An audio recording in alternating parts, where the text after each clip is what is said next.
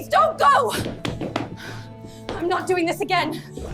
The glass slipped, not enough to shatter, but enough for the sharp clink of ice against crystal to slice through the music, the chatter, and the empty laughter flooding the hotel ballroom.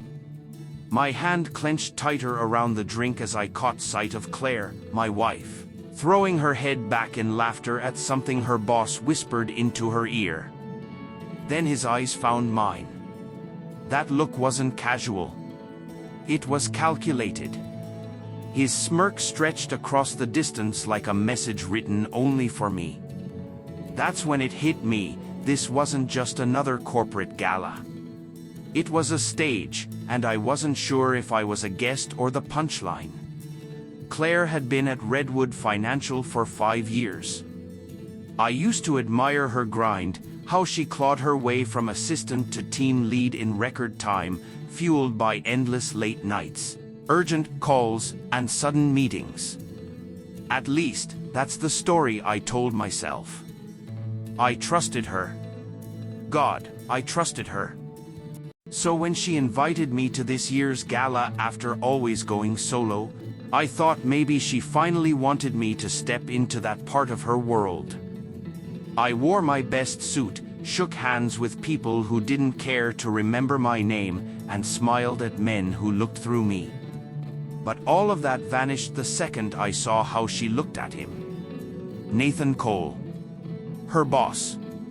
He crossed the room like it belonged to him.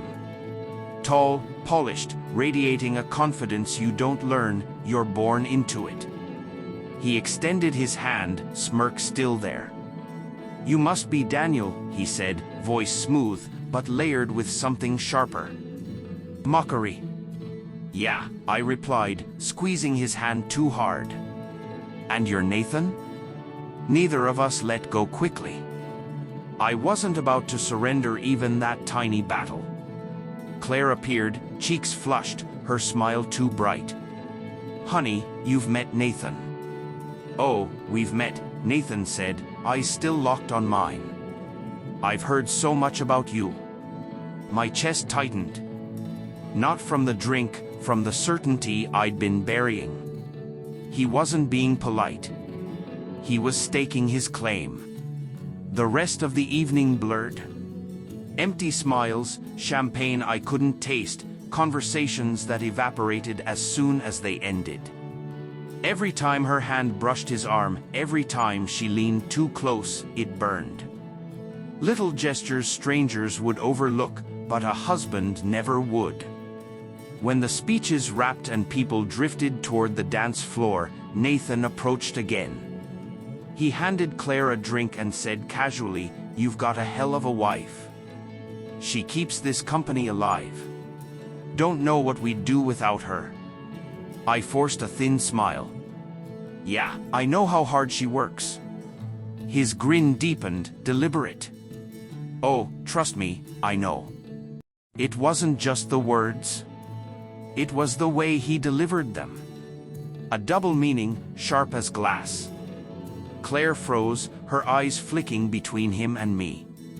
And then I saw it, guilt, cracking across her face like lightning. I didn't say a word. Not there. Not with an audience. I swallowed it, played the part, while every second twisted inside me like a knife. We drove home in silence, city lights streaking past the windows. My hands clenched the wheel until it hurt. All I could see was how she smiled at him. She shifted beside me, restless, knowing the storm was closing in. "You were quiet tonight," she said softly. "Was I, Daniel?" "Don't." My voice came sharper than I intended, but I didn't pull it back. "Don't you dare. You think I didn't notice? The way he looked at you. The way you let him."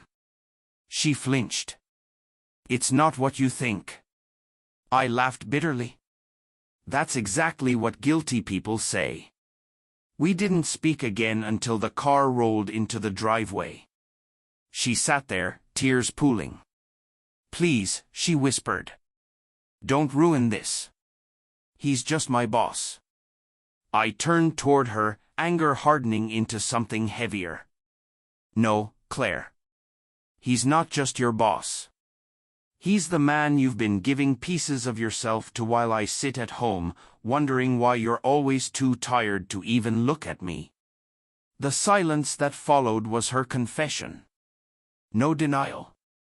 No fight. Just tears carving dark streaks through her mascara. The days after felt like drowning. She went through the motions, pouring coffee, asking about my day, but the space between us was unbridgeable. Every forced smile twisted something inside me.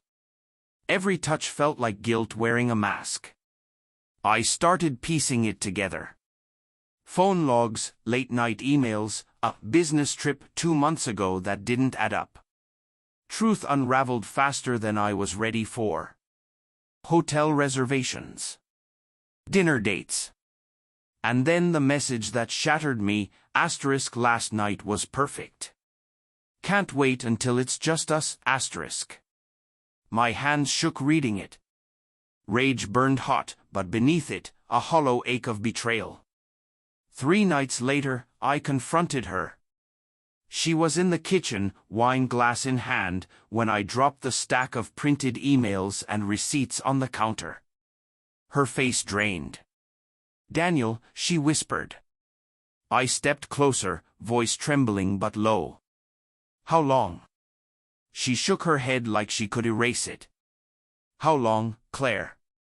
Finally, a whisper, almost a year. A year. 12 months of lies. 12 months of her giving herself to another man while pretending she was mine. My fist slammed the counter. Why wasn't I enough? Did you get tired of me? Her tears fell. It wasn't like that. He made me feel seen, appreciated, and God, I don't even know anymore. Her words cut deeper than any knife. She didn't even know if she loved me anymore. The next morning, I walked into Redwood Financial. I didn't shout.